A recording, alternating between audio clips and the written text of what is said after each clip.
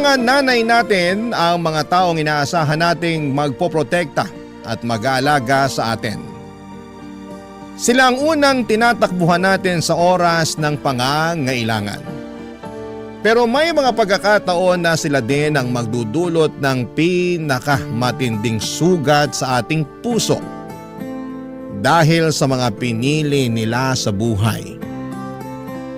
Ikaw, kabarangay, may lakas ka bang patawarin at yakapin ang sakit na kanilang iniwan? Dear Papa Dudut, magandang araw po sa inyong lahat at sa mga kapwa ko kabarangay. Matagal na po akong taga-suporta ng Barangay Love Stories. Dahil may katrabaho po ako dati na palaging nakikinig sa inyong mga kwento sa YouTube. Dahil sa kanya, nagsimula na rin po akong makinig sa Barangay Love Stories. Ang kwentong ito ay isang bahagi ng aking buhay na tanging ang aking mommy at kapatid lamang ang nakakaalam. Nakasulat po ito sa aking journal at sa pagkakataong ito, napagdesisyonan ko pong ibahagi sa inyo ang ilan sa mga karanasan at aral na natutunan ko sa buhay. Alam niyo po yung feeling na mas lalong gumagaan ang lahat tuwing may nakakausap ka tungkol sa problema mo.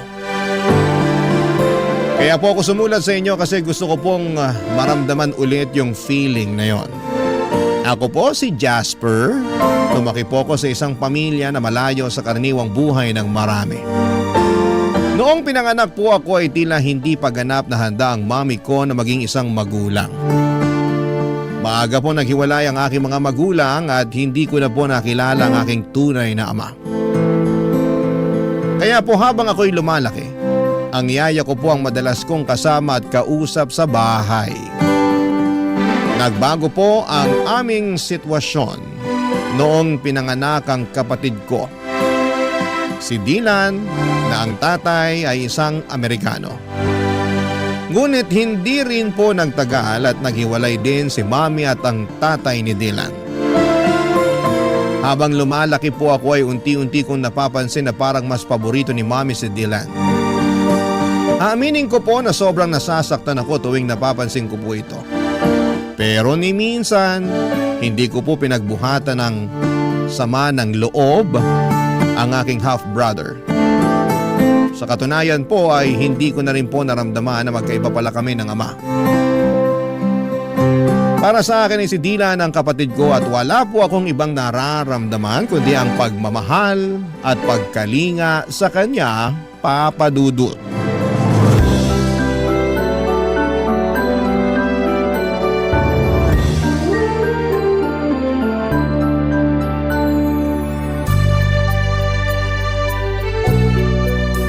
Ang tangos talaga ng ilong mo.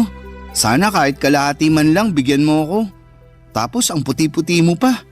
Iba talaga pag may lahing kano. Mukhang naliligo kahit hindi naman talaga naliligo. Huwag mo nga akong simulan, kuya. Nagkakaganyan ka ng dahil lang sa ilong. Okay din naman yung ilong mo ah. Parang isda. Boneless. Ah, ganun ha? Dylan, ayaw ko sanang sabihin to sa'yo pero sa tingin ko ito na yung tamang oras para malaman mo ang buong katotohanan.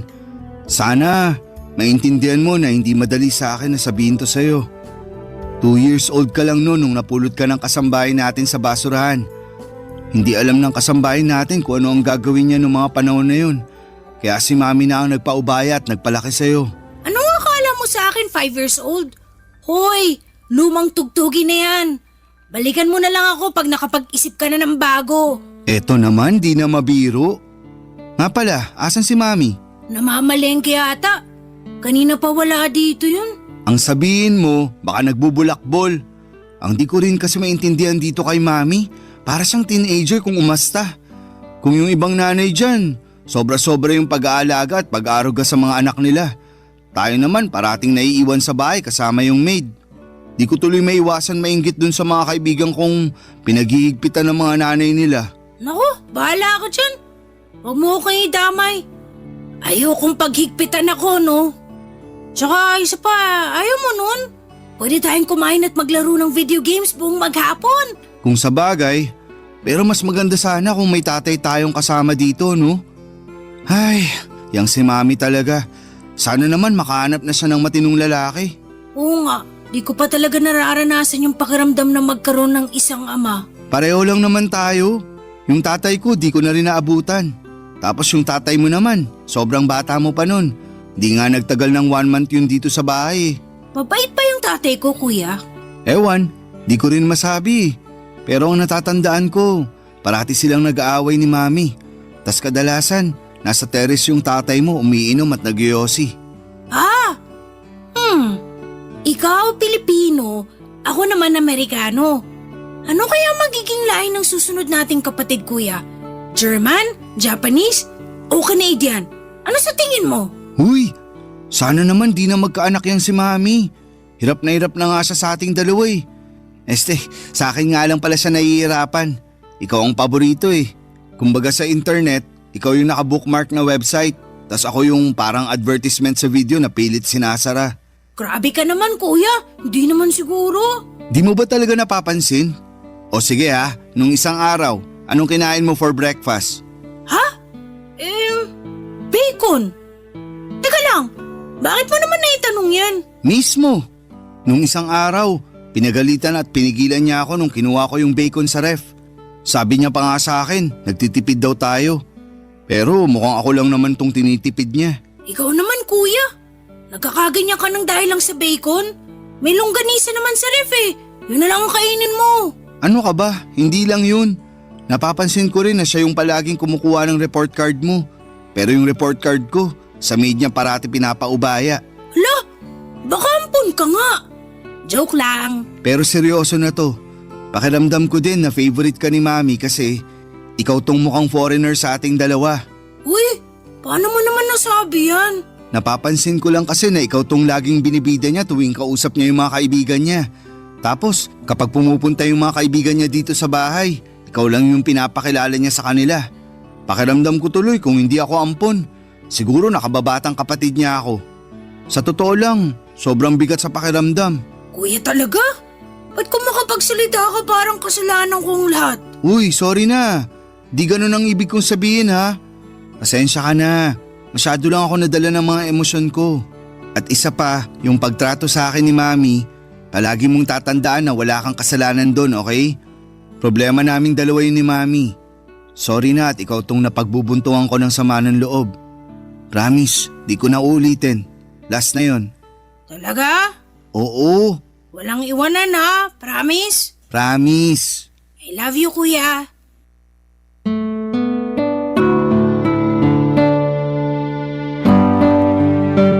Ganyan kami ng kapatid ko, Papa Dudut.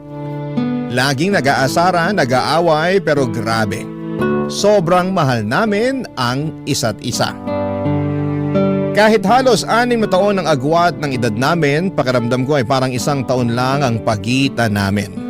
Siguro ay dahil alam naming pareho na kami lang din ang magtutulungan sa huli.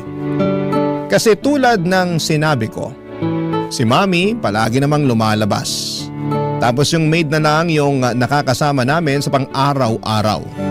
Kaya kami ni Dylan magkasama sa lahat ng oras, pagkain, laro, problema.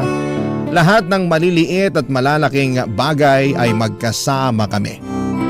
Pero bigla po nagbago ang sitwasyon nang nakilala ni Mami si Nathan, isang French na hindi nagtagal ay naging boyfriend niya. Hindi ko talaga maintindihan yung nararamdaman ko ng mga panahong yon. Parang naghahalo-halo yung takot, pagwo-worry, at hindi ko alam kung matutuwa ba ako o mababahala. Sa totoo lang, sa pagkakakilala ko kay Mami, akala ko ay hindi rin magtatagal yung relasyon nila. Kasi hindi siya yung tipo ng tao na basta-basta magpapadala sa isang relasyon.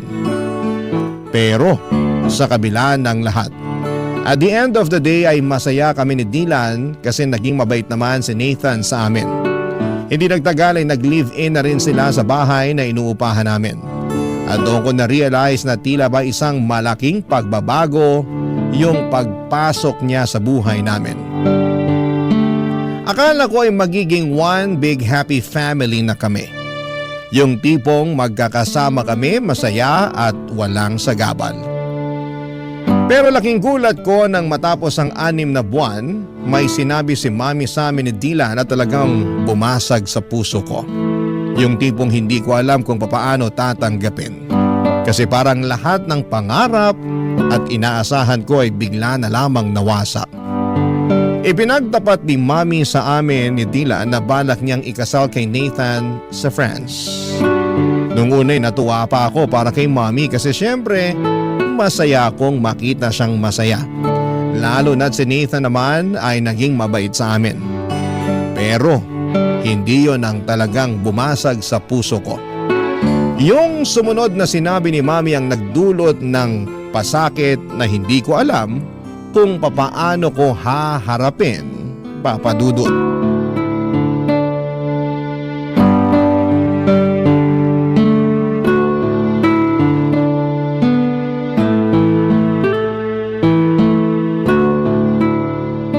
Sige na naman kuya, pahiram na ako ng cellphone mo. Sandali lang. Hindi mo ba nakikita na naglalaro pa ako? Manood ka na muna ng TV dun sa sala. Kanina ka pa naglalaro eh. Jasper, Okay na yan. may kailangan Mami! tayong pag-usapan. Bakit? Ano po yun? Mukhang seryoso to ha. Patay. Kung may nabasag dito sa bahay, malamang kasalanan ni kuya yan. Basagin ko kaya mukha mo, gusto mo? Tumigil na nga kayong dalawa. Tungkol to sa napag-usapan namin ng Tito Nathan nyo. Bakit po? Magpapakasal na kami. At napagdesisyonan namin na doon na kami sa France magpapakasal. Ibig niyo po bang sabihin, sa ibang bansa na tayo titira? Astig! Sa wakas, makakakita na ako ng snow. At napagkasunduan rin namin ng Tito Nathan nyo na si Dylan na muna ang dadalhin namin. Ano? Dylan, lumabas ka na muna. Pero kuya, Sige na, please. Sige na anak, iwan mo na muna kami ng kuya mo. okay po.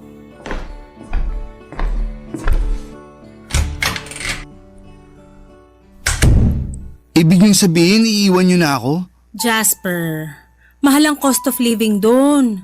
Walang bahay ang Tito Nathan mo sa France. Umuupa lang siya ng apartment doon. Magsisiksikan lang tayo kung isasama ka pa namin. At isa pa, mas makakamura tayo kung dito ka na muna sa Pilipinas mag-aaral. Bakit pakiramdam ko na nagpapalusot lang kayo? Alam ko naman na sa simulat sampul pa lang si Dylan na ang paborito niyong anak. At wala kayong narinig sa akin dahil mahal ko naman yung kapatid ko na yan. Pero di ko akalain na aabot kayo sa puntong paghiwalayin niyo kami. Jasper, wala na akong magagawa. Pinoproseso na ni Tito Nathan ang visa ko pati na rin ang visa ng kapatid mo. At huwag ka mag-alala kasi pumayag na ang lola mo na doon ka muna mag-aaral at titira sa kanya sa probinsya. Sobrang unfair niyo naman po. Alam ko na matagal niyo ng pangarap na maging residente sa ibang bansa. At nabigo kayo nung naghiwalay kayo ng tatay ni Dylan, hindi po ba? Hindi ko rin akalain na ipagpapalit niyo ako para lang sa pangarap mong yan. Ang kapal ng mukha mo? Buwas-bawasan mo yung tabas ng dila mo dahil kung hindi mas malalapad siya nang aabutin mo sa akin.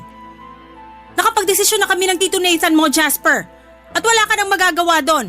Huwag kang mag-alala. Dadalaw kami dito pag naging residente na kami doon.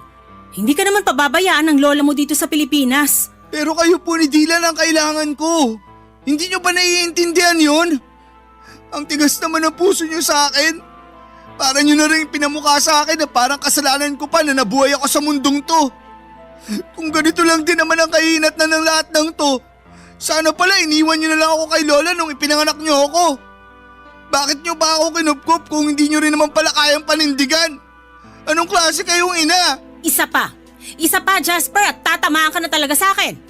Umayos ka, hindi kita pinalaking bastos. Kung tutusin, hindi niyo naman ako pinalaki, di ba? Buong buhay ko, lagi kayong wala.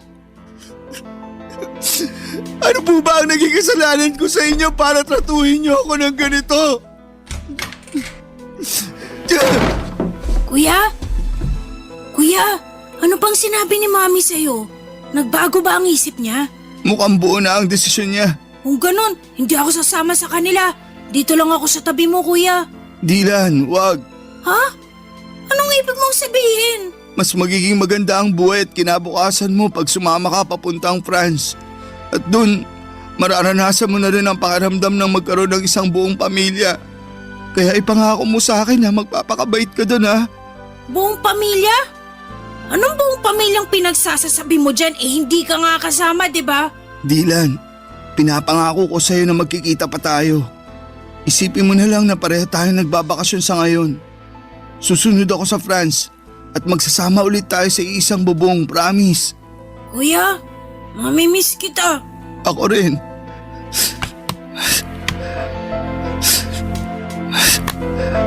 Oh, eto. Kunin mo. Ano to, kuya? Sa'yo na yung cellphone ko.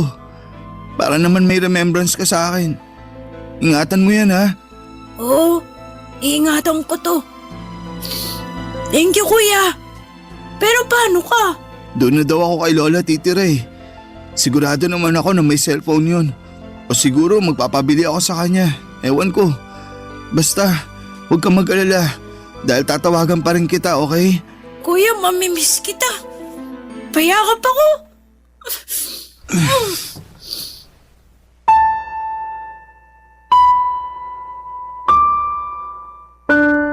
Papadudot, sobrang nasaktan ako sa naging desisyon ng nanay ko. Hindi ko malilimutan yung araw na umalis sila, Mami at yung partner niyang si Nathan at ang kapatid ko papunta sa France. Hindi ko makakalimutan na hindi na ako sumama sa kanila sa airport. At pinili ko na lamang na magtago at hindi na magpakita para kahit papaano'y maibsan yung sakit na nararamdaman ko sa pag-alis nila. Pero kahit na anong gawin ko ay hindi pa rin natanggal yung bigat sa dibdib ko. Noong sumunod na araw, pumunta na ako sa probinsya doon sa lola ko. Doon nagsimula yung depression ko. Naging pasaway ako at aaminin ko na nalulung ako sa mga bisyo at nagkaroon ng matinding depresyon. Pumayat ako dahil halos hindi ko na nararamdaman ang gutom. At naging pabigat na rin po ako kay lola. Halos hindi na rin ako kumakausap ng tao. Kung hindi ako nagbubulakbol, nandun lang ako sa kwarto, nagkukulong at nakikinig sa music. Simula nung umalis si Mami ay hindi ko na rin siya kinausap pa. Galit na galit pa rin ako sa kanya. Gusto ko siyang sumbatan sa lahat ng sakit na nararamdaman ko. Pero pinili ko na lang na manahimik at maglaho na parang bula sa buhay niya. Mas lalo rin akong nasaktan noong hindi rin ako kinausap ng nanay ko simula nang umalis siya. Dahil alam niya siguro na hindi naman ako pababayaan ng lola ko. Pero syempre mas lalo lang nadagdagan ang pagkamuhi ko sa nanay ko. Si Dylan naman, papadudot, ay palagi ko siyang sinusubukang i-contact. Nung unang araw niya sa France ay punong-puno ng messages yung phone ko mula sa kanya. Mga pictures, mga videos na nag-i-enjoy sa bagong buhay niya doon. At parang bahagi ako ng mundo niya.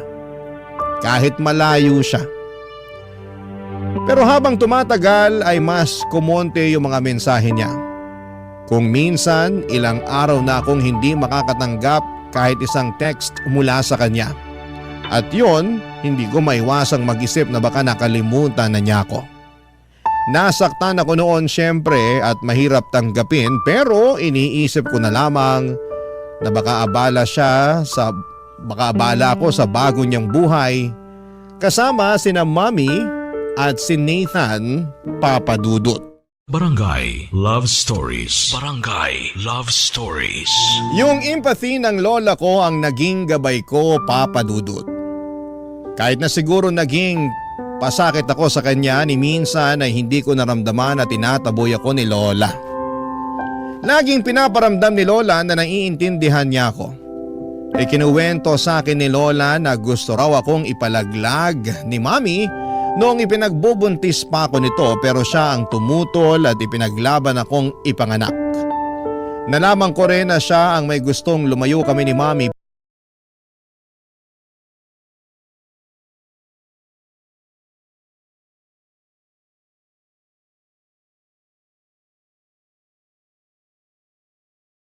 para lumaki ako sa piling ng tunay kong ina. Pero hindi alam ni lola na sobrang iba pala ang trato sa akin ni Mami habang lumalaki ako. Masakit mang marinig ang mga revelasyon ni lola ay hindi ako nawala ng pag-asa.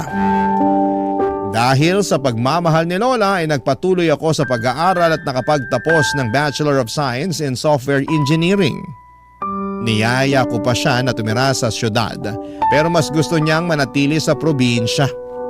Tinanggap ko na lamang ang desisyon niya pero araw-araw pa rin siyang kinukumusta sa pamamagitan ng cellphone. Bumalik ako ng syudad at pinalad na makapasok sa isang kilalang kumpanya at nag-ipon. Isa sa mga layunin ko noon ay makita si Mami at si Dylan. Aaminin ko na may mga hinanakit pa ako kay Mami pero handa na akong lunukin ng pride ko, Papa Dudut. Matagal na kasi ang mga nangyari at ang tanging hangad ko na lamang ay magkaayos kami at makasama sila, lalong-lalo na po si Dylan, Papa Dudut. Sinubukan kong mag-message kay Dylan pero madalang na lamang talaga siyang mag-reply. Kaya naman nag-decide akong kontakin si Mami sa social media tungkol sa bala kong kumuha ng tourist visa papunta sa France. Nagulat ako sa mainit na pagtanggap niya. Ang sabi niya ay miss na raw niya ako at humingi pa siya ng sorry sa mga pagkukulang niya. Pinatawad ko siya at naramdaman ko na parang naghilom na ang mga sugat ko. Nag-file ako ng 3-week leave na approve at natuwa pa ako nang ma-approve ang visa ko. Kaya makakapunta na ako sa bansang bahagi ng Europa kasama na ang France. Agad ko itong binalita kay Mommy at sobrang saya niya para sa akin, Papa Dudut. Si Dylan ay hindi pa rin ako nireplyan. Pero sinabi ko na lamang sa sarili ko na mas okay siguro kung magkita na lamang kami ng personal. At dumating na nga ang matagal ko nang hinihintay, Papa Dudut. Ang makatungtong sa airport ng France.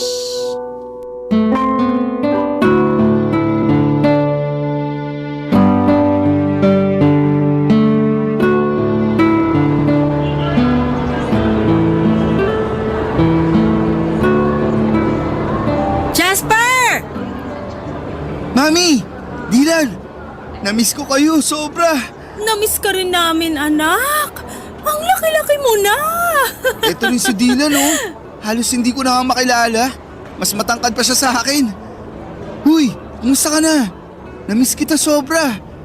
Ano ba? Nasasakal ako! Ay, sorry, pasensya ka na. Masaya lang talaga ako at nagkita na rin tayo. Uy, ikaw ah, ba't bihira ka na lang mag-text sa akin?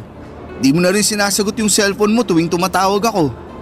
Alam mo, konti na lang magtatampo na talaga ako sa'yo. Jasper, pwede ba? Pagod ako. Mami, mauna na ako sa kotse. Sige anak, hintayin mo na lang kami ng kuya mo. Mami, may problema ba si Dylan? Bakit nanlalamig siya sa akin? Tapos Jasper pa talaga yung tawag niya sa akin ha? Naku na, kayaan mo na muna yung kapatid mo na yon. Pagod lang yun kasi late na natulog. Pero syempre, ginising ko siya ng maaga at pinilit ko siyang samahan ako dito sa airport. Ah, kaya pala. Pero bakit Jasper lang yung tawag niya sa akin kanina? Aaminin ko, medyo nasaktan ako dun. Nak, sobrang magkaiba kasi ang kultura dito sa France at doon sa atin sa Pilipinas. Dito kasi sa France, walang kuya-kuya at ate-ate. First name lang ang tawagan ng mga magkakapatid dito. Ano ba yan? Sobrang nakakapanibago naman. Mabuti na lang talaga at marunong pa siya magtagalog. Aba, syempre naman. Hindi ako nagpe-French kapag kausap ko yung kapatid mo na yan. Kasi ayoko na makalimutan niya yung lengguwahe natin. Mabuti naman po kung ganun. Pero mami, siguro ang galing nyo na ni Dylan mag-French no? Oo naman. Sa katunayan nga, mas magaling pang mag-French ang kapatid mo kaysa sa akin eh. Napakatalinong bata. Sobra! Kahit nung bata pa yan, sobrang hanga na ako dyan eh. Nga po pala, may kailangan akong sabihin sa inyo. Ano yon, Nak? Huwag po kayong mabibigla ha. Naaalala niyo po ba yung hotel na nireserve ko para sana sa 2 linggo na stay ko dito sa France? Oo. Bakit? Ano po kasi, kinancel ko po yung reservation ko sa hotel na yun. Nag-request po ako ng refund. Ha? Bakit mo naman ginawa yun, Nak? Mami, tatapatin na po kita. Gusto ko po sana magstay sa apartment niyo nakasama ka at si Dylan. Ano? Ay, anak naman eh. Hindi kalakihan yung tinitira namin na apartment. Hindi ka magiging komportable doon. Maghanap ka na lang ng ibang hotel, tutulungan kita. Kahit ako na ang magbayad. Mami, ganito kasi yan. Sa 2 linggo ko na stay dito, ayoko naman po magmukmok sa hotel. Gusto ko po kayong makasama ni Dylan sa bawat segundo, minuto at oras. Kaya please na po, Mami. Pumayag na po kayo. Ay, kahit kailan ka talaga, oo. Napaka-independent mo na pero parang bata ka pa rin kung umasta. So, ibig sabihin ba niyan pumapayag na po kayo? May magagawa pa ba ako? Salamat po, Mami. I love you. Pero ipapaalala ko lang sa'yo na wala kaming guest room sa apartment na yon. Doon ka na matutulog sa kwarto ni Dylan pero single bed lang yon. Okay lang sa akin kahit sa saig na po ako matulog. Loko-loko ka talagang bata ka. May extra foam naman dun eh. Yun na muna ang ipapagamit ko sa'yo. Thank you po. Nga pala, Mami. Kumusta kayo ni Nathan? Okay naman po ba kayo? Ah, yung Tito Nathan mo? Okay naman kami. Bakit mo naman natanong yan? Wala lang po. Matagal-tagal na rin kasi nung huli ko siyang nakita. Sa tingin niyo po ba, okay lang sa kanya na doon na muna ako tutuloy sa apartment? Ayan tayo eh. O diba sana naisip mo yan bago mo kinansela yung reservation mo dun sa hotel? Ibang klase ka talagang bata ka. Mami talaga. Sigurado akong mabibigla yon. Pero huwag kang mag-alala. Ako na ang magpapaliwanag sa kanya. Thank you, Mami. Kaya mahal na mahal ko po kayo eh. Naku, nambola pa. Ah, pero Jasper, kung sakaling may marinig ka na ingay galing sa kwarto namin, huwag mo na lang pansinin, okay? Kasi alam mo naman, buhay mag-asawa, paminsan-minsan may mga hindi pinagkakasunduan. Pero wala namang problema na hindi nasosolusyonan, di ba? Bakit po? Madalas po ba kayo mag-away ni Nathan? Alam mo naman mga French, ang tatapang. Tapos kapag may pinaniniwalaan sila, talagang pinaninindigan nila. Kaya ayan, paminsan-minsan nagtatalo kami dahil sa ugali ng Tito Nathan mo na ganyan. Ah, kaya pala. Mukhang maninibago ako dito ah. Halika na nga, sa bahay na tayo magkwentuhan. Papadudo, tumuloy po ako sa apartment ni na Mommy at salamat na lamang at napapayag si Nathan na doon ako tumira ng 2 linggo. Mabuti na rin po at naging okay na kami ni Mommy at sobrang nagpapasalamat po ako sa Panginoon dahil sa maayos ang relasyon namin. Pero si Dylan po ay mukhang siya naman po ngayon ang nanlalamig. Hindi na kami masyadong nagkakausap. Kahit nasa isang kwarto lamang kami natutulog. Kadalasan po ay naka-headset lamang siya at tuwing tinatanong ko siya o nakikipag-small talk, parang hindi siya interesado. Minsan nga po ay hindi na niya ako sinasagot ng maayos. Nung una iniisip ko na baka epekto lamang ito ng pagiging dito niya sa France nanirahan. O baka naman dahil sa mga pagtatalo ni Mommy at Nathan sa kabilang kwarto. Alam ko po kasi na kahit na hindi nila sinasadya ay malaki ang epekto ng mga ganong bagay, lalo na kapag naririnig ng bata. May mga pagkakataon din na iniisip ko na baka may pinagdadaanan siya na hindi ko pa rin nauunawaan. Sinubukan ko pong kausapin siya minsan kung bakit siya nanlalamig. Pero iniiwasan lamang po niya ako. Hindi ko na po siya pinipilit, baka lalo lang po siyang magtampo o magalit. Naintindihan ko naman po na may mga bagay na ayaw pa niyang pag-usapan at baka hindi pa siya handa papadudot. Kahit na ganito siya, hindi po nagbago ang pagmamahal ko sa kanya. Mahal na mahal ko pa rin siya at ginagawa ko po ang lahat para iparamdam sa kanya ang bagay na yon. Kaya noong nagkita kami, ginamit ko po yung pagkakataon para ipakita sa kanya kung gaano ko siya pinapahalagahan. Pinagluluto ko siya ng almusal, binibilhan ng mga bagong gadgets at kung ano-ano pa. Nagpasalamat naman siya pero hanggang doon na lang. Wala na po yung mga asaran at kulitan namin at ako na lang po ang unti-unting nag-a-adjust sa nagbabagong ugali ng kapatid ko. Hanggang isang gabi habang si Dylan ay abala sa computer at ako naman ay naglilinis ng kwarto ay may napansin po kong kakaiba sa likod niya. Manipis po kasi yung suot niyang damit noong araw na yon. Kaya kitang-kita ko na may kakaibang kulay sa likod niya. Dali-dali ko pong inangat ang t-shirt niya at parang nabasag ang puso ko sa mga nakita ko. May mga pasa siya sa katawan niya. Agad akong natigilan at parang may dumaan na bagyong dumurog sa puso ko.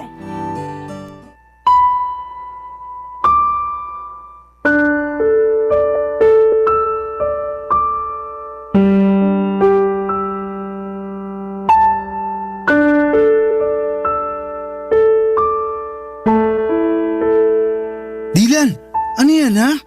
Ba't ang dami mong pasa? Ang OA mo naman, pwede ba huminahon ka? Wala to. Nadulas lang ako sa CR nung isang araw. Dylan, wag mo akong gawing tanga. Alam ko yung pinagkaiba ng pasa na galing sa aksidente at pasa na sinadya.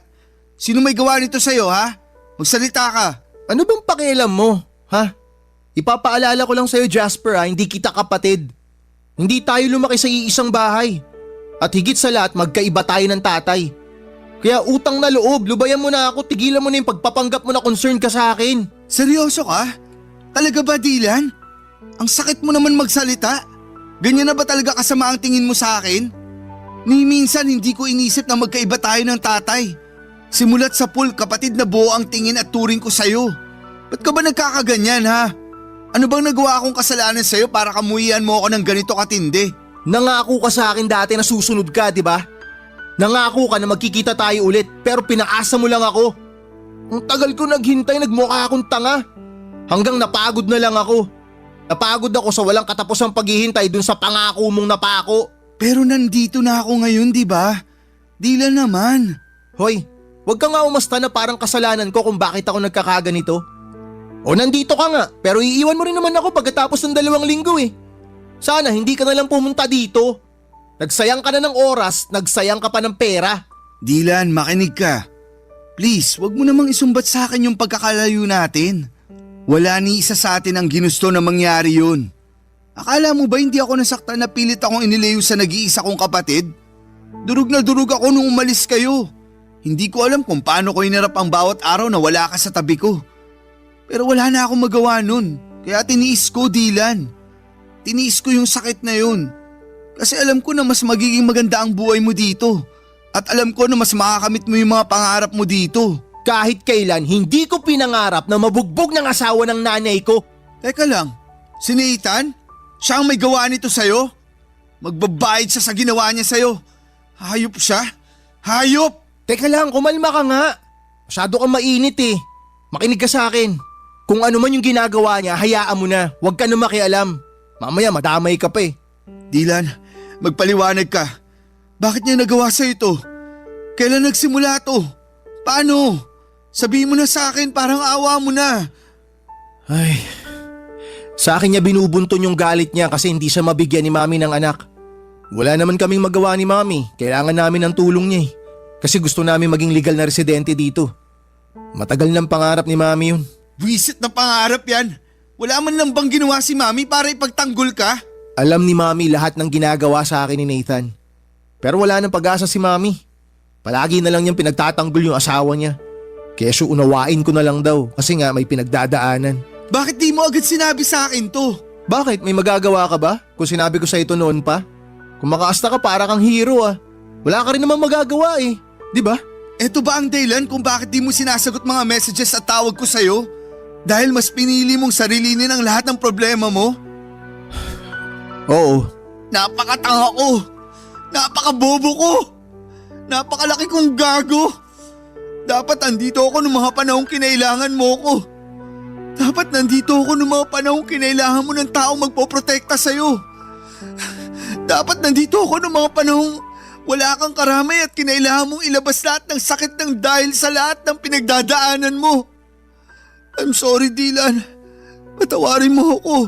Hindi mo kailangan humingi ng tawad. Pasensya ka na kung pinamukha ako sa'yo na kasalanan mo lahat kung bakit nangyayari to. Ang importante, hindi ka na ulit masasaktan ng animal na yon, naiintindihan mo? Alam mo kung ano yung pinakamasakit para sa akin?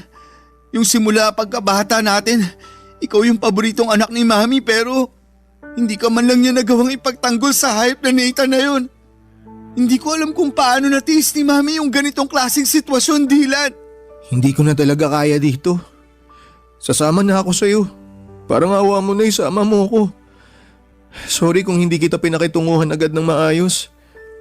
Ang totoo niyan, gustong gusto na kitang yakapin nung unang araw pa lang na nagkita tayo dun sa airport. Pero nilamon kasi ako ng inggit eh. Nilamon ako ng lungkot.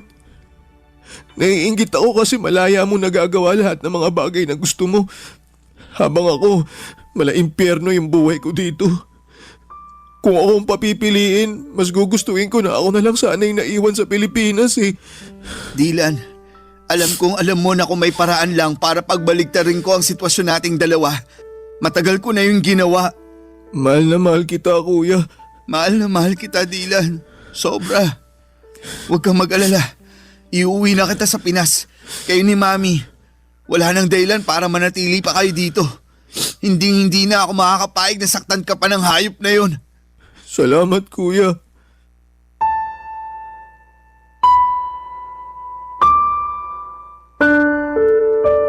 Sobrang gulo ng emosyon ko ng araw na yon, Papa Dudut. Hindi ko alam kung paano ko haharapin ang sinabi ni Dylan sa akin. Kung nung una ay pinapangarap ko pang magtagal sa bakasyon ko sa France, ngayon ay parang ang tanging hangad ko na lamang ay makaalis pabalik ng Pilipinas kasama ang nanay at kapatid ko. Kinausap ko si Mami noon at pinilit kong kumbinsihin siyang bumalik na sa Pilipinas kasama ko, pero tila baga nakatanim na sa isipan niya ang pangarap niyang maging residente ng ibang bansa.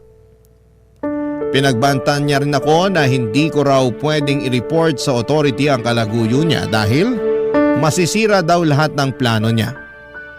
Tinutulan niya ang tulong ko at sa mga mata niya ay parang isang malaking pagkatalo na lamang ang bumalik sa Pilipinas. Sobrang sakit ng pakiramdam ko. Kahit na anong pilit ko ay nagmatigas siya, Papa Dudut. Kitang-kita ko na ang toxic na ang relasyon nila ng asawa niyang Frances. Pero hindi pa rin siya tumitigil sa pangarap na makapagtuloy sa ibang bansa. Ang hirap, Papa Dudut. Ipinaglaban ko si Mami sa paulit-ulit na paraan, subalit sa kanya ay tila wala nang saysayang lahat. Kaya't gumawa ako ng paraan at sa huli ang tanging magagawa ko na lamang ay iligtas at dalhin si Dylan pabalik ng Pilipinas. Pagdating namin sa Pilipinas ay parang isang milagro. Ang dating pagkatao ni Dylan pati na rin ang relasyon namin ay muling nabuhay. Parang ang mga piraso ng aming koneksyon na matagal nang nawalay ay unti-unting nagsimulang magdikit muli. Naramdaman ko ang pagbabalik ng tiwala, bukas siya sa akin at sa bawat araw ay tila mas nagiging malapit kami sa isa't isa, Papa Dudut. At ngayon dito na rin siya tumitira kasama ko sa kondo na inuupahan ko. Lahat ng mga pangangailangan niya ako na ang nag-aalaga at nag-aasikaso. At si Mami naman kahit nalabag sa puso ko na iwanan siya sa France ay wala po akong magagawa. Pakiramdam ko noon kung patuloy ako magmamatigas at ipagpipilitan ang gusto ko ay baka si Mami na mismo ang magtulak sa akin papalayo at ayoko mawala pa siyang muli. Hindi ko kayang masira pa ang natitira naming relasyon. Kaya kahit na ang sakit ay sinabi ko na lamang sa kanya na tawagan ako kaagad kung umabot na sila sa punto ng pisikala ng asawa niya. Binigay ko na rin sa kanya lahat ng mga phone numbers na mga pwedeng magbigay ng tulong doon kung sakasakali. Papa Dudut, gulong-gulo po ako noon. Para akong naiwan sa gitna ng isang bagyong hindi ko kayang kontrolin. Hindi ko matanggap na nanatili siya sa poder ng lalaking yon. Yung lalaking nanakit sa kapatid ko. Yung lalaking unti-unting tinatanggal ang kanyang peace of mind. Sobrang hirap at sa kabila ng lahat ng mga nangyari, parang hindi ko kayang tanggapin na patuloy niyang pinipili ang lalaking yon. Parang isang sugat na hindi mo kayang hilumin. Isang pighati na paulit-ulit na bumabalik. Barangay Love Stories. Barangay Love Stories. Papa Dudut, naging maayos naman po ang buhay ni Dylan dito sa Pilipinas. Lalo na at magkasama kami. Maliit lang ang inuupahan kong kondo pero komportable at magaan sa pakiramdam. Natustusan ko naman ang mga pangangailangan namin at sa bawat araw ay natututo rin si Dylan sa pag-a-adjust sa simpleng buhay dito sa Pilipinas. Ako na rin ang nag-aasikaso sa lahat ng papeles ni Dylan para makapag-stay siya ng maayos dito at higit sa lahat ay pinili kong ipagpatuloy ang kanyang edukasyon dito sa Pilipinas. Papadudot masaya ako na naging mapayapa ang buhay namin kahit sa simpleng paraan. Ang mga maliliit na bagay na dating hindi namin binibigyang halaga, mga magaan na araw, tahimik na gabi ay ngayon ay nagiging malalaking bagay para sa amin. Ngunit sa kabila ng lahat ng ito, hindi pa rin nawawala ang matinding pagwo-worry namin kay Mommy, lalo na si Dylan. Paminsan-minsan ay binabangungot pa siya parang ang mga masasakit na alaala mula sa France ay patuloy na bumabalik, Papadudot. Parang hindi siya makaalis sa mga trauma na iniwan sa kanya ng mga nangyari doon. Minsan ramdam ko ang takot sa mga mata ni Dylan at sobra siyang nagwo-worry sa kalagayan ng nanay namin. Hindi rin ako nakaligtas sa mga alalahaning yon. Pareho kami ng mga nararamdaman, yung bigat sa puso, yung takot na baka may mangyaring masama kay Mommy o kaya'y lalo siyang mapahamak, Papadudot. Ilang gabi rin ang lumipas na hindi ko maiwasang sisihin ang sarili ko. Sana'y mas pinilit ko si Mommy na bumalik sa Pilipinas kasama namin. Hanggang ngayon ay hindi ko pa rin mapatawad ang sarili ko sa desisyon kong iwanan siya doon. Marami akong tanong sa isipan ko kung sana'y mas pinilit ko pa siya. Kung sana ay hindi ko siya iniwan, baka hindi na siya lumubog pa sa ganitong sitwasyon. Pero sa kabila ng lahat, Papadudot, ng pag-aalala at pagdududa, may mga bagay na kailangan ko ring tanggapin. Minsan, hindi mo kayang baguhin ang mga desisyon ng ibang tao. Lalo na kung ang pinipili nilang landas ay iba sa'yo. Ngunit kung may isang bagay man na hindi ko pagsisisihan, yon ay ang desisyon na dalhin si Dylan pabalik ng Pilipinas. Siyang naging dahilan kung bakit mas nagkaroon ng pag-asa akong maramdaman na natutulungan ko siya at magbagong buhay. Sa kanya ko nahanap ang lakas na magpatuloy at hindi ko kayang isiping wala siya sa tabi ko. Lalo na sa mga panahong kailangan ko ng gabay at suporta. Mas ligtas siya sa akin dito at mas magaan ang pakiramdam ko na magkasama kami. Ang mga gabi namin ngayon ay tahimik, puno ng simpleng kaligayahan at mas kontento kami sa buhay, Papadudot.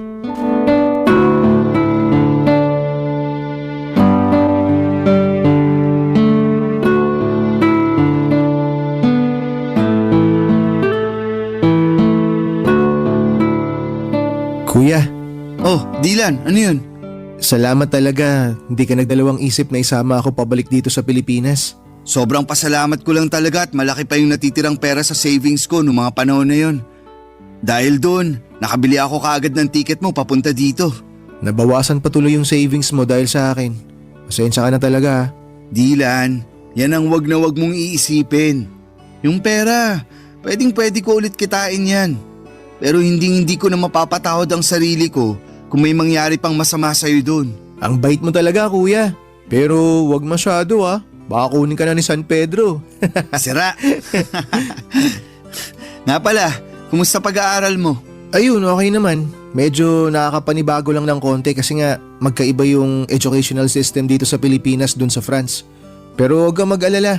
Makaka-adjust din ako dito. Ikaw pa ba? Mas matalino ka pa nga sa akin eh.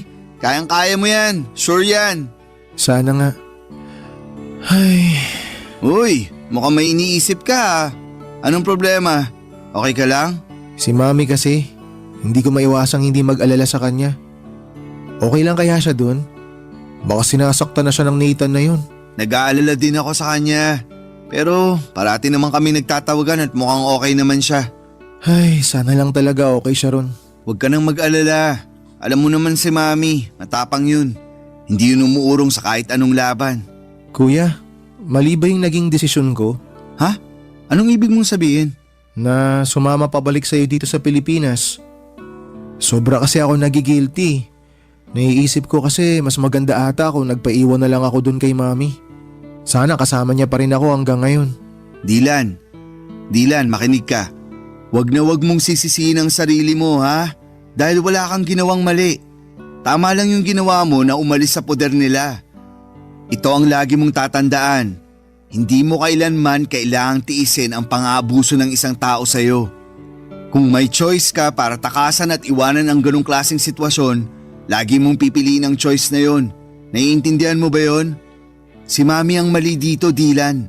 Siya ang may kailangang baguhin. Kailangan niyang matutunang respetuhin ang sarili niya. At kailanman, hindi ko maiintindihan kung bakit tinitiis siya ang lahat ng yun. Lahat ng sakit at lahat ng pang-aabuso. Para lang maging legal siya na residente. O teka kuya, kalma ka lang. Huwag ka masyado magalit. Siya na mismo ang nagpapahirap sa sarili niya. Hindi ko na talaga alam kung anong nangyayari sa kanya. Dylan, hindi niya nakikita na ang kalayaan at ang respeto sa sarili mas mahalaga kaysa sa papel na pinapangarap niya. Kuya, sa tingin mo, babalik pa kaya si Mami dito? Huwag kang mag-alala. Hindi ko titigilan si Mami hanggang sa makabalik siya dito. Ako na bahala doon, ha? Mag-focus ka na lang sa pag-aaral mo. I'm sorry. Masyado ako nagiging emosyonal. May iba tayo. Sigurado ako matutuwa si Lola pag nakita ka niya. Pupunta tayo kay na Lola this weekend, okay? Sige, tara! Nakaka-excite! Baby pa ata ako nung huli ko nakita si Lola eh. Oo, sigurado ako magugustuhan mo dun sa probinsya. Sariwang hangin, maraming puno, at higit sa lahat, walang traffic. Hindi na ako makapaghintay. Alam mo kuya, hindi ko akalain na darating pa pala tong panahon na to. Ako din, Dylan. Alam ng Diyos na ilang beses kong pinagdasal na sana magkita tayo ulit. At ngayon na magkasama na tayo, babawi ako sa napakaraming taon na nawala sa atin. Tama kuya, sangayon ako dyan. Pero alam mo, pwede ka namang bumawi sa akin ngayon eh. Bila mo ka ng bagong cellphone kuya, bawi ka na.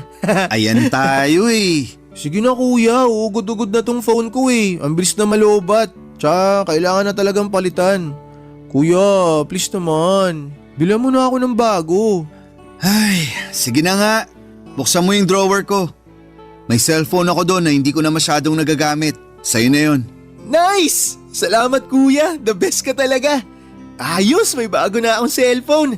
Ay kuya, sandali lang. Diyan ka lang ha, may papakita ako sa'yo. Ano yan?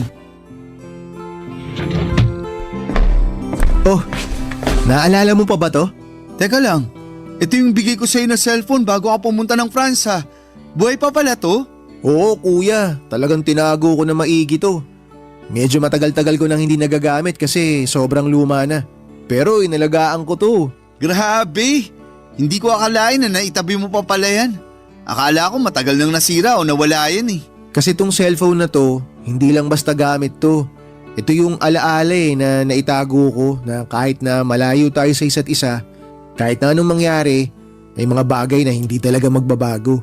Dylan, thank you at hindi mo kinalimutan ang pagiging magkapatid natin. Salamat din kuya. Kasi dahil sa'yo, natutunan ko kung paano maging matatag. Ikaw rin yung nagturo sa akin kung paano lumaban. Kung wala ka, baka hindi ko rin nahanap yung lakas para makausad ako sa mga nangyari. Na-realize ko rin na walang laban ang hindi natin kayang pagtagumpayan basta magkasama tayo. Ikaw talaga, isa na lang at maniniwala na talaga ako sa'yo. Kanina pa tayo nagdadramahan dito eh. Pahag na nga lang. I love you kuya. Love you too. Sa mga panahong yon, Papa Dudo, talagang naghinom ang mga sugat namin ni Dylan. Mas naging matatag ang aming pagsasamahan bilang magkapatid. Tahimik na ang buhay namin at sa wakas ay nakaramdam kami ng kapayapaan, isang uri ng katahimikan na matagal na naming hinahanap. Hindi na rin kami palaging nag-aalala kay Mommy kasi parati kaming nagtatawagan at mukhang okay naman siya. Kahit nasa malayo siya, pero kahit na medyo mas tahimik na ang lahat, hindi ko pa rin kayang alisin sa puso ko ang pag-asa na balang araw ay ilalayo ko si Mommy sa kinakasama niyang French. Hindi ko talaga kayang patawarin ang ginagawa ng asawa ni Mami sa kapatid ko. At kahit gaano kalayo or katagal ay hindi ko pa rin makakalimutan ang lahat ng sakit na idinulot niya sa aming pamilya. Masaya na rin ako na parang hindi ko na masyadong napapansin na may trauma pa si Dylan. Hindi na kagaya ng mga unang araw niya dito sa Pilipinas na talagang kitang-kita ko sa mukha niya ang mga bakas ng sakit at takot na iniwan ng asawa ni Mami. Mga emosyon na parang hindi matitinag. Pero kahit na parang mas okay na siya ngayon, minabuti ko pa rin na dalhin siya sa isang psychologist. Kailangan niyang mailabas ang lahat ng mga negatibong emosyon na naipon niya mula sa mga pinagdaanan niyang trauma. Gusto kong matulungan siya na maghilom ng buo at sana'y magkaroon siya ng lakas na tanggapin lahat ng mga nangyari at makapagsimula ng panibagong kabanata sa buhay niya. Masaya na ako sa takbo ng buhay namin, Papa Dudut. Wala po akong naging problema sa trabaho at si Dylan sa wakas ay nakakapag-adjust na rin sa buhay niya sa school dito sa Pilipinas. Gumagala kami tuwing weekends at doon kami nakakahanap ng bonding, mga simpleng bagay pero puno ng halaga. Bawat araw na magkasama kami tila ba mas napapalalim ang aming samahan bilang magkapatid at natututo kami na mas marami ng bagay tungkol sa isa't isa. Akala ko ay magiging ganito na lang ang cycle ng buhay namin, tahimik, masaya at magkasama. Hanggang isang araw, may narinig kaming katok sa pintuan ng kondo namin, Papa Dudut.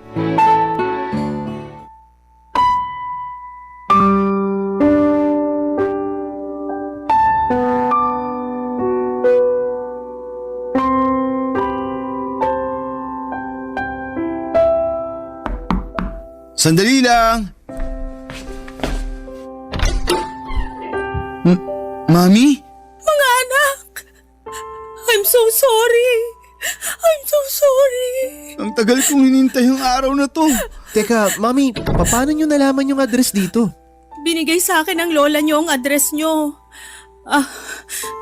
Pasensya na kayo kung hindi ko sinabi na dadating ako kasi sa totoo lang, hindi ko alam kung may mukha pa akong ihaharap sa inyo. Naging makasarili ako. Ako ang dahilan kung bakit tayo nagkawatak-watak. Makinig ho kayo. Tapos na po yun. Hindi nyo na kailangang isipin yun. Ang importante, nandito na po kayo. Hindi ako naging mabuting ina dahil lang sa kagustuhan ko na umasenso at manirahan sa ibang bansa. Naging unfair ako sa inyong dalawa. Mga anak, I'm so sorry. Sising-sisi na ako sa mga naging desisyon ko sa buhay. Mami, wag nyo nang isipin yun. Okay na po tayo. Hindi nyo po alam kung gaano kami kasaya ni Kuya ngayon na nandito na kayo. Tsaka ang mas mahalaga ngayon, Mami, kumpleto tayong tatlo at mas matatag na tayo ngayon. Tama po si Dylan. Hindi na po tayo magkakaiwalay ulit. Lahat ng pagkakamali ko, lahat ng sakit na naidulot ko sa inyo, parang isang malaking kasalanan na hindi ko na kayang itama. Walang kapatawaran yung ginawa ko sa inyo, mga anak.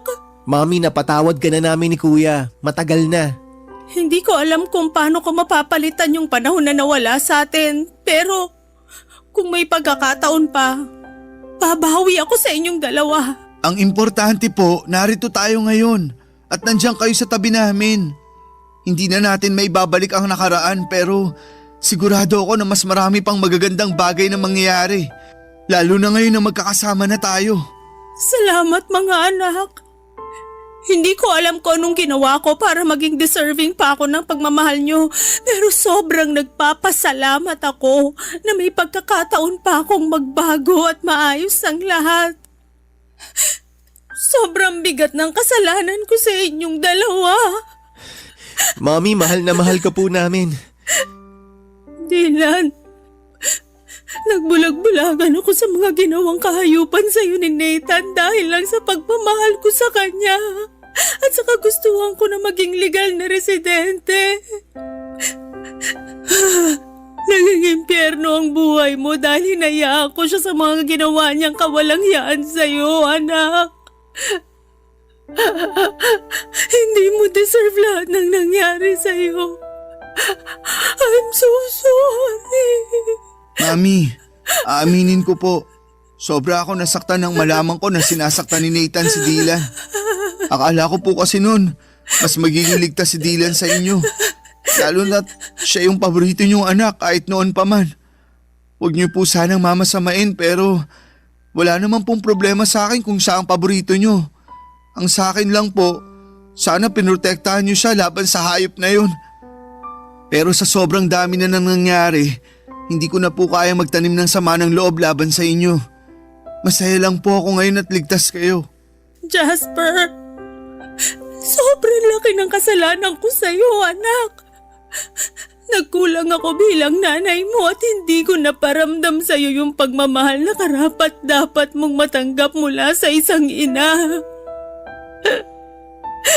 Anak, maraming salamat dahil sa kabila ng lahat hindi ka nagdalawang isip na tulungan ng kapatid mo. Sobrang nagpapasalamat ako at nilayo mo siya kaagad sa malaimpyernong lugar na yon. Bakit, Mami? Ano nangyari? Nahuli ko si Nathan na ng bababae. Tapos nung kinumpronta ko siya tungkol dito, nagwala siya at muntik na niya akong mapatay. Sinira at binasag niya rin lahat ng mga natitirang gamit sa kwarto ni Dylan. Hindi ko lubos maiisip na baka nasaktan niya ng husto yung kapatid mo kung hindi mo siya sinama pa uwi dito sa Pilipinas. Napakawalang hiya niya. Mami, please sabihin niyo sa akin na pinakulong mo na ang hayop na yon. Anak, hindi ko na kaya na makita pa ang pagmumukha niya. Sa mga panahong yon, na-realize ko kung gaano kabigat at katindi ang pagkukulang ko sa inyong dalawa. Wala na akong ibang inisip ng mga panahon na yun kung hindi ang makabawi sa inyong dalawa. Kaya ginamit ko yung natitirang pera ko para makauwi dito sa Pinas. Mami, kailangan nyo na siyang hiwalayan ng tuluyan. Ayoko na magkaroon pa kayo ng kahit na anong ugnayan sa kanya. I-delete nyo na yung phone number niya sa phone nyo. I-block nyo siya sa lahat ng social media. Baka masundan niya tayo dito tapos saktan na naman niya ako. Ayoko na ng ganun, Mami. Hindi ko na kaya. Dylan, makinig ka sa akin. Wala nang mananakit sa'yo dito. Ligtas ka na sa poder namin. Hindi na ako makakapayag na may manakit pa sa'yo. Anak, makinig ka sa kuya mo. Hindi ka namin pababayaan. Mamamatay muna ako bago ka pa niya masaktan uli. Naiintindihan mo ba yon? Kuya, Mami, mahal na mahal ko po kayo. Mahal ka rin namin, Dylan. Huwag ka mag-alala, anak. Magbabago na ang lahat simula sa araw na to. Hindi na tayo maghihiwalay.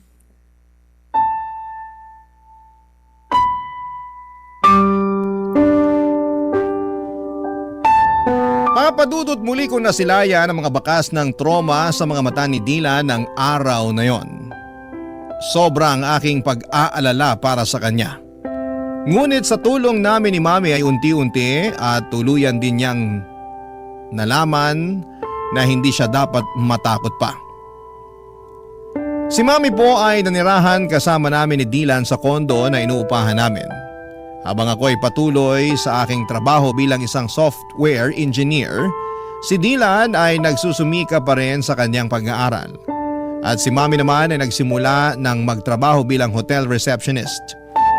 Nagtutulungan kami ngayon ni Mami sa mga gastusin at bills at sobrang saya ko po na kahit na hindi na ako bata ay nakakapiling ko pa rin siya sa araw-araw.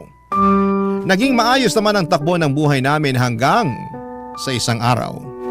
Isang kaibigan ni Mami mula sa France ang nagbalita na pumanaw na si Nathan dahil sa isang insidente sa bar.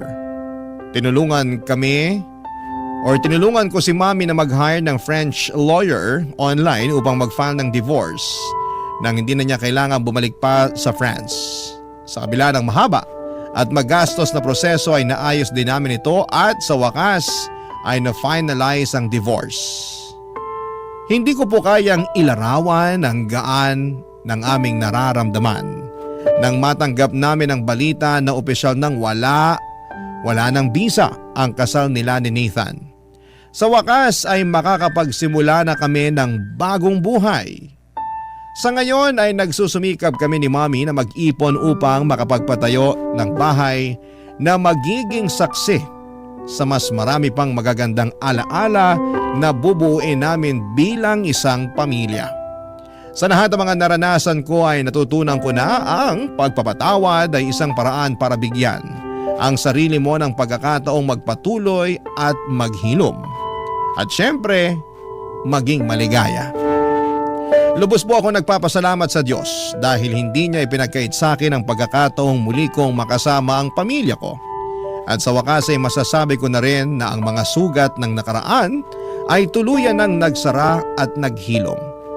Kung sakali man po na matanggap ninyo ang aking liham ay nais ko po sanang magpasalamat sa inyong oras at atensyon sa aking kwento. From the bottom of my heart, gusto ko rin pong magpasalamat sa tuwa at inspirasyon na ibibigay mo sa programa mo.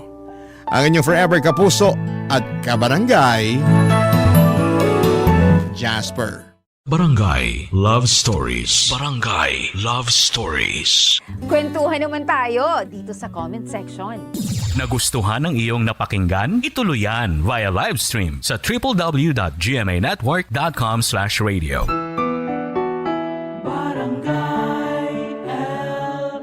In Mega Manila, 97.1. Forever!